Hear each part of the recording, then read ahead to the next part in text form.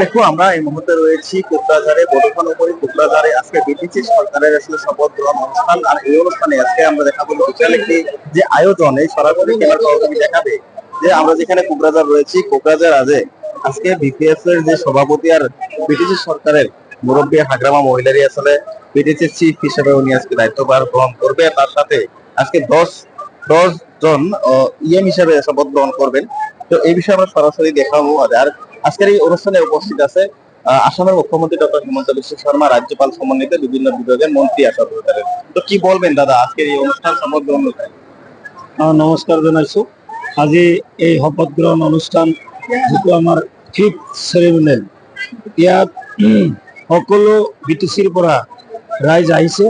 ইমান বৰষুণকো দিছে আমাৰ এই দলৰ মুৰব্বী হাগ্ৰামা মহিলাৰী ছাৰক চিফ হিচাপে বিচাৰিছে, আৰু সেইকাৰণে মানুহবিলাকে বৰষুণকে দিছে মানে বহি আছে, আপোনালোকে চাই আছে।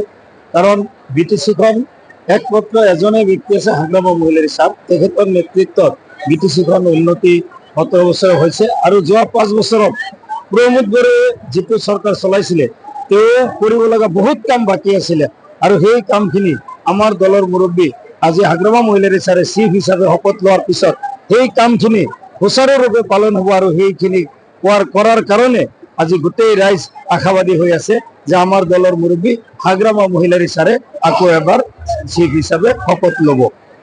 ধন্যবাদ জানাচ্ছি। আমরা ইনি ছিল আসলে বিপিএফ এর মাইনরিটি সেলের সাধারণ সম্পাদক গাজীপুর রহমান। তো এই ধরনেই আমরা দেখতে পেয়েছি যে কোকরাঝাড়ে বটকনগরেতে আজকে যে অনুষ্ঠান, এখানে কিন্তু একটি কথা বলতে হবে যে রাত সকাল থেকে আজকে যথেষ্ট ঝড় বৃষ্টিতে কিন্তু এখানে, তো তারপরেও যেগুলো দলের সমর্থক বা হাগ্রামা মহিলারি বা বিপিএফ সরকারের যারা সমর্থক, তারা কিন্তু এখানে রয়েছেন। আর খুব কঠোর মাঝখানে যদিও অনেক কিন্তু বিশাল আয়োজন আর বিশাল লোক কিন্তু এখানে বিভিন্ন সমস্যা থেকে ওরা কিন্তু